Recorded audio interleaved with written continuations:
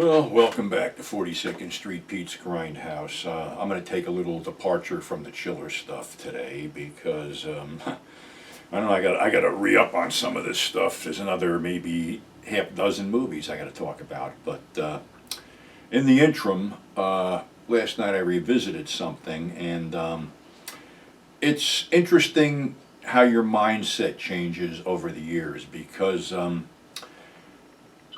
I was used to, seeing shoot 'em up westerns, and not westerns that basically told you the truth.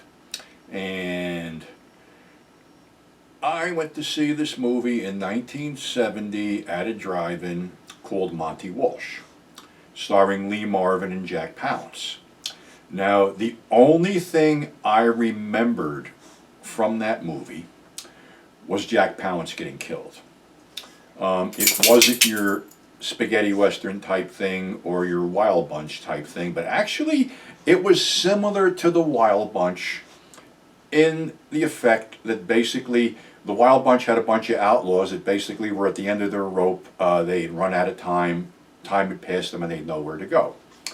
Well, this is Lee Marvin playing Monte Walsh, and his sidekick is Jack Palance in a straight role instead of playing a villain. And it winds up that they're coming in to collect their pay, and they're going to shoot a wolf, and Monte Walsh brings up this guy, Big Joe Abernathy, and how Big Joe used to wrestle wolves, and he keeps putting off shooting the wolf and putting off shooting the wolf. Finally, Jack shoots the wolf. Well, they go back to the ranch to collect their pay to find out that the ranch is no more. Cowboying is drying up, and they get their pay, which basically is 30 days, and that's it. Somebody else has taken over the old spread, a guy played by Jim Davis, and he says he can put these guys on, which he does, but after they go out and, there's Bronco Busters and stuff like that. This might have been Mitchell Ryan's first film. He's Shorty in this. He's a Bronco Buster. Also, you'll see Michael Conrad from Hill Street Blues and Bo Hopkins in this too. Sadly no longer with us. But anyway, after the first roundup, it becomes the realization that they're not making enough money, so the three younger wranglers get laid off, which is basically Mitchell Ryan's character, Bo Hopkins' character, and somebody else. They run into this other guy named Rufus, played by Matt Clark, who's looking for work. Of course, there's no work to be had, so they're in a saloon after they get laid off, and somebody comes in out of the rain wearing a raincoat and is looking for Rufus, but doesn't identify who he is. Well, shit goes down and he gets shot by Shorty, and when they open the guy's rain slicker, they find him U.S. Marshal's badge. So Monte Walsh tells him he better just light out and forget about all this shit.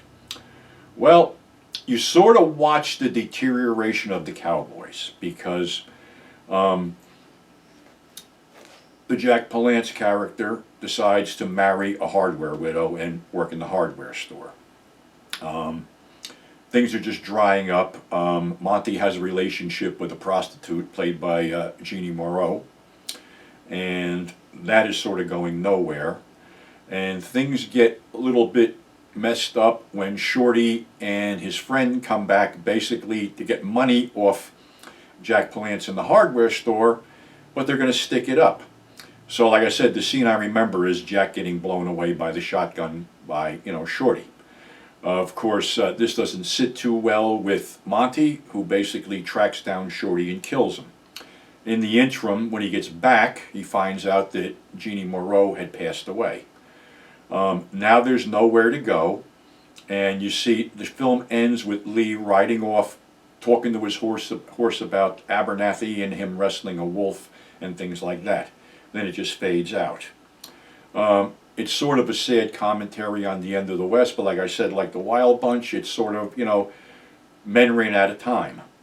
And oddly, Mitchell Ryan, had an alcohol problem on the set. Lee was not allowed to drink, and the producers wanted to get rid of Mitchell, but Lee petitioned to keep him on.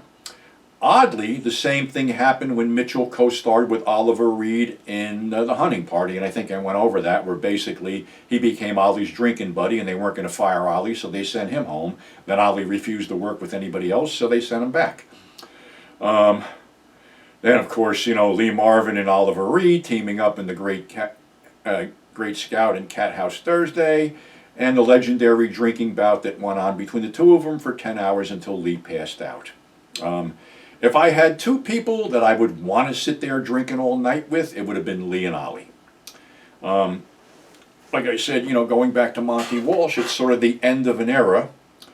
And then after I watched the film, I sat back and reflected that it sort of mirrors where I'm at right now, because, we can plan, we can scheme, we can do all kinds of shit, but at the end of the day, it's never enough. And I grew up watching people that worked for these companies all their lives, and at the end of the day, there was nothing left. They either went out of business, you got screwed for your pension, or something like that. Well, I swore that would never happen to me, and when my mechanical career ended, I became a hustler, flea markets, whatever. And I kept on doing that and doing that up until the day that Norman hired me for Liquidators and my video store went bust. So, again, I thought I had all the answers and thought I could go on forever, and now, I'm going to be 70 in September.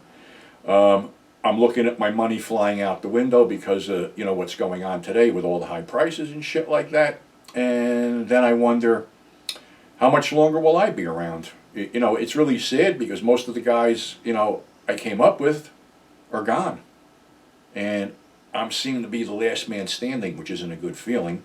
And like I said, sorry if I'm being morose here, but there's a lot going on. My mother isn't doing too good. My dog needs surgery. And I'm sitting here dealing with some internet trolls that are a little bit out of hand, but I'm not going to bring that up, because when I do, it's going to be to bury their asses, big time. Because you'll be really surprised to find out that some people that are held in high esteem are no better than low-life drug-dealing scumbags. And that's the sad truth. As far as I go, seen a lot of shit, done a lot of shit, still doing shit, because I'm still doing this. I'm still entertaining you people.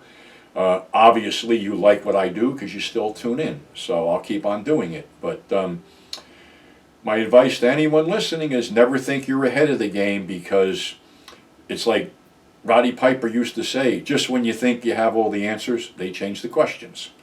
So on that happy note, enjoy the rest of the weekend. It's nice here in Ohio for a change, not too hot, not too cold. And I'm going to finish up the chiller stuff probably next week. So until then, thanks for subscribing, stay safe, and we'll catch you on the flip side.